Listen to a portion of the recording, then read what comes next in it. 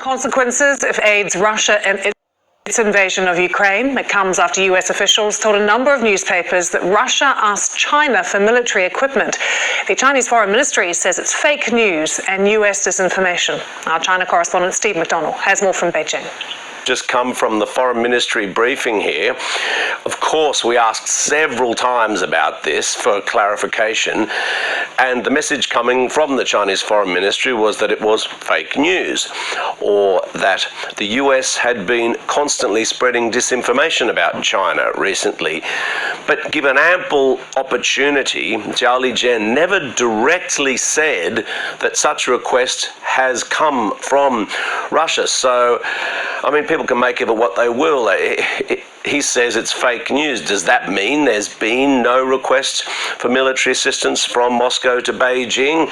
I mean, it could be nitpicking. It could be it's a bit of a get out of jail card there to say it's fake news, because perhaps some aspect of the reports Beijing doesn't think is accurate. However, nothing was made clear, along those lines. I mean, interestingly, we also had the Foreign Ministry spokesman repeating this claim today that the US Embassy in Kiev had deleted all these documents relating to pathogens and research in biological labs in Ukraine.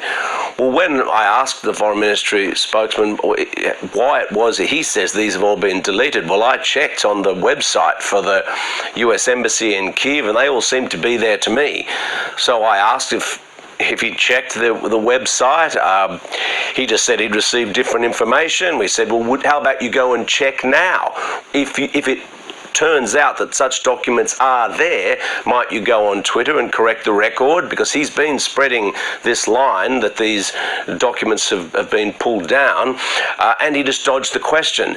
And again, it sort of made these suggestions about biological this and that, but it's all kind of very vague and smearing the US. So on the one hand, China says we're the victim of disinformation, and yet we are constantly seeing some of the worst aspects of the Kremlin disinformation and propaganda being repeated without question by the Chinese government, being published widely here via the Chinese state-run media, on social media, by the representatives of the Chinese government, the way in which social media is controlled.